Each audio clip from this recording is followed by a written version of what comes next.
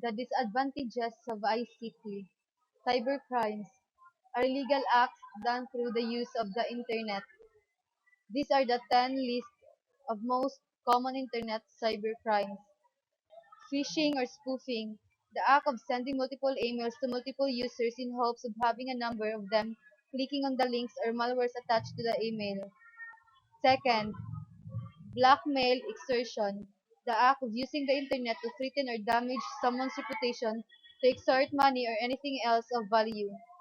Third, accessing stored communications or hacking, the act of obtaining unauthorized access to data from a computer network.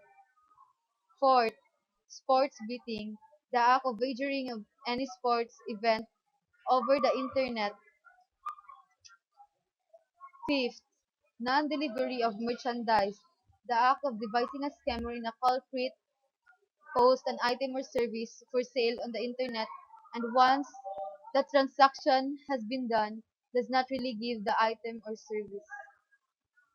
Sixth, electronic harassment, the act of anonymously using the Internet to harass, abuse, threaten, or annoy other people.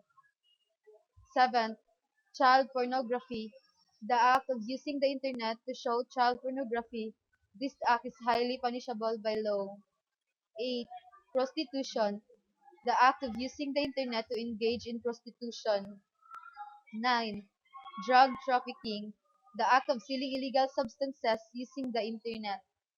10. Criminal copyright infringement, the act of piracy mainly for financial gain in late 2014. Combating cybercrimes. First, network security.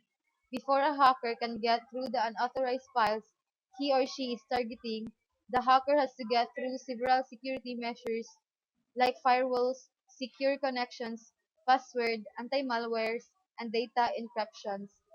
Second, investigation. URL tracing and logging are used by websites to track your unique IP addresses. Third, penalties. More and more laws are being created and implemented today.